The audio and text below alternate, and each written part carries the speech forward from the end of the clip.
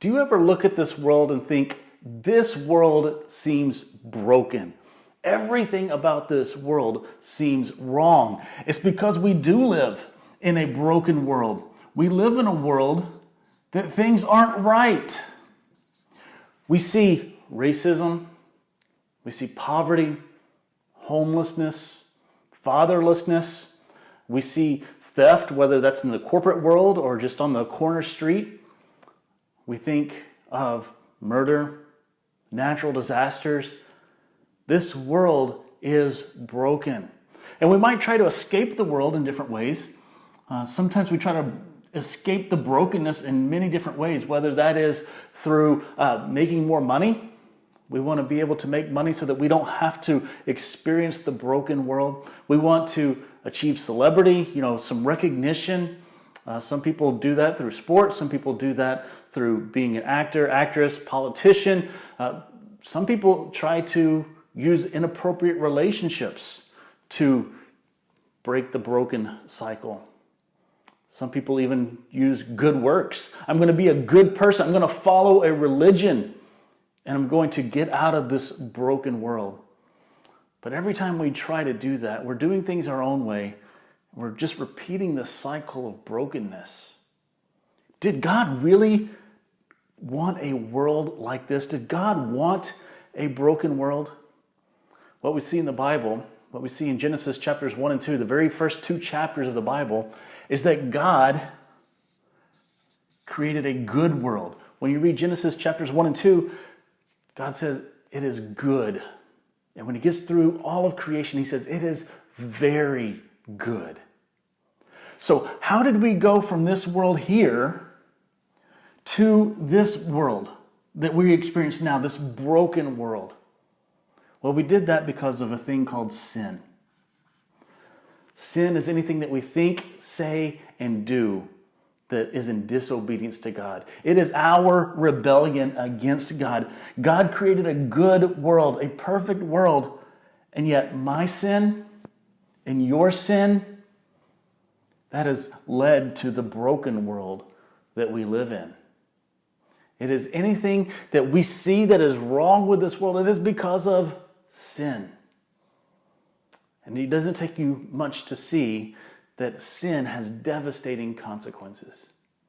And we may try to escape the broken world, but we're never going to go back to the world that God created for us.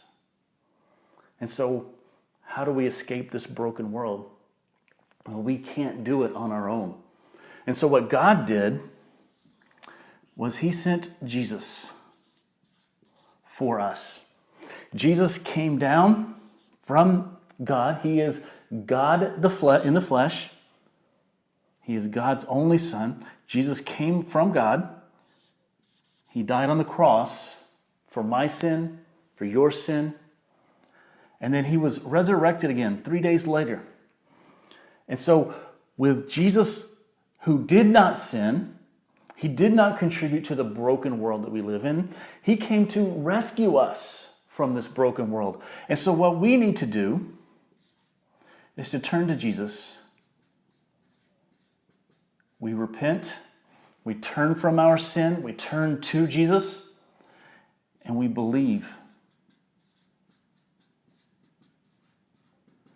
We believe in Jesus, knowing that he is the only way that we are going to escape the broken world. He is the only way that we are going to have our sin forgiven. And once we turn to Jesus, once we believe in Jesus, then we grow in our relationship with God. We grow in how we understand God. We do that through reading the Bible.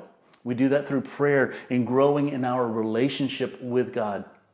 We do that with encouraging other believers and being around other believers so they encourage us as well. And we grow in our faith of Jesus. And as we grow in our faith, what God commands us to do is to go. To go into a world that is broken, to tell them about the hope that we have experienced in Jesus Christ. And so the question that we have to ask ourselves is, which kingdom do we belong in? Do we belong in this broken kingdom? Or do we belong in the kingdom of Jesus? Do we find ourselves here trying to escape a broken world? Or do we find ourselves here resting in the work of Christ, knowing that it is only through Jesus Christ that we overcome sin, that we overcome this broken world, because Jesus is the only one who is making all things new? Where do you stand today? Are you in the broken kingdom, the kingdom of this world, or are you in the kingdom of Jesus?